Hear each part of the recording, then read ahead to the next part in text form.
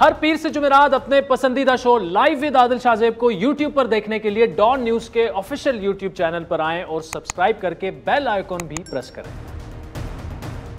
ऐसा इकबाल साहब, जो खान साहब ने तकरीर की, आज का जो माहौल था इसी तरह होना चाहिए, लेकिन आज जो वज़ीर आज़म साहब की ऑफर थी, बड़ी ओपन ऑफर है इलेक्टोरल रिफॉर्म्स के हवाले से कि आए, हम बिल्कुल बैठते हैं, he will reach out to the opposition parties, to Peoples Party, to Noon League, और बैठ के ये बात करते हैं। आप तैयार हैं? बिलावल भुट्टो तो तैयार हैं।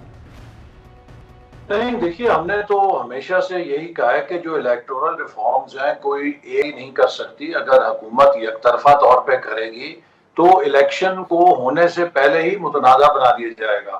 लेकिन हुकूमत ने उसके बरक्स पहले 2018 में जो कमेटी बनी उसको गैर फाल कर दिया, फिर इसके बाद एक ऑर्डिनेंस एकतरफा तौर पे जारी कर दिया, और फिर इस लेजिस्लेशन को भी इसके बावजूद कि हमारी 45 अमेंडमेंट्स लगी हुई थी, बजाय ये कि कौमी असेंबली में उस पर बहस करते, उन्होंने बुलडोज करके पास करा दिया।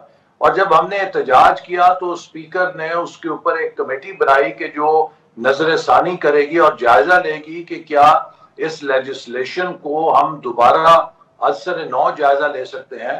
तो अगले दिन ही हुकूमत के मुशीर ने, डॉक्टर बाबर अवान साहब ने कहा कि ये तो अब डन डील है, इसके ऊपर तो कोई बात ही नहीं हो सकती। तो हुकूमत के ऐलानात एक जगह है लेकिन उसका जो अमल है वो दूसरी तरफ है, और हम समझते हैं कि जो इस वक्त बड़ा मसला है वो हुकूमत के ऊपर ट्रस्ट डेफिसिट है। तो हुकूमत को भी चाहिए कि अगर वो वाकई संजीदा है तो जो आईनी इदारा फेयर एंड फ्री इलेक्शन कराने का जिम्मेदार है, हम सब उसके पास चलते हैं। इलेक्शन कमीशन एक ऑल पार्टीज कंसल्टेशन करे और एक नेशनल कंसेंसस वज़ा करे। जिन चीजों के ऊपर इत्तफाक राय होगा उन्हें हम पार्लियामेंट से लाके मंजूर कर लेंगे।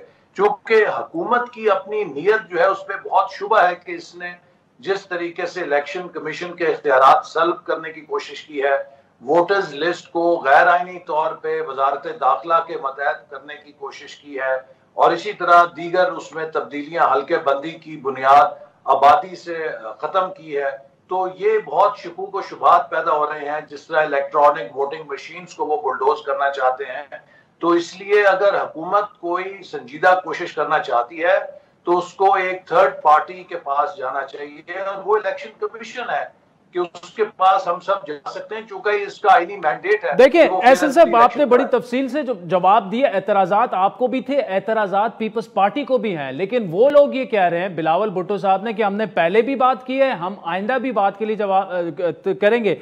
उन्होंने मस्बत जवाब दिया वज़ीर आज़म साहब को। अब जब इमरान खान साहब खुद कह रहे हैं, पहली दफा उन्होंने इस तरह की तकरीर की है, आपकी तरफ हाथ बढ़ाने की कोशिश है, तहफ़्फ़ुज़ात हैं, शकूक व शुबात अपनी जगह, लेकिन इतना तो आप कह सकते हैं कि जी अच्छी तजवीज़ है, हम भी इंगेज करेंगे ओपोजिशन से, हुकूमत से। इस पे तो कोई आदिल दो राय नहीं है कि इस निज़ाम को, और खास तौर पे इलेक्शन के निज़ाम को इम्प्रूव करने के लिए अगर कोई भी संजीदा कोशिश होगी तो अपोजिशन उसका जरूर साथ देगी। लेकिन हमारा अलमिया यह है कि हम पर इतने वार हो चुके हैं, हम इतनी दफा आजमाए जा चुके हैं कि अब हमें फ्रैंकली कोई ज्यादा एतमाद नहीं है कि फ्यूटाइल एक्सरसाइजें हम कर ही जाएंगे मुल्क के मफाद के अंदर। लेकिन ये हुकूमत का जो तर्ज अमल है मुसलसल 3 साल से, ये साबित करता है कि ये किसी वक्ती दबाव में या इन्हें कोई कहता है उसके ऊपर ये अच्छी बातें करते हैं, लेकिन जब अमल की बात आती है तो ये वहां से भाग जाते हैं, उसको स्पिन देते हैं, ऑपोजिशन को कोई इल्जाम दे देंगे कि ये तो अपने लिए एनआरओ मांग रहे थे। तो इस किस्म का हमें मुसलसल तर्ज अमल का सामना है। इसके बावजूद हैविंग सेड दिस, अगर कोई संजीदा कोशिश होगी तो ऑपोजिशन जरूर उसका हिस्सा बनेगी। चले एहसन इकबाल साहब।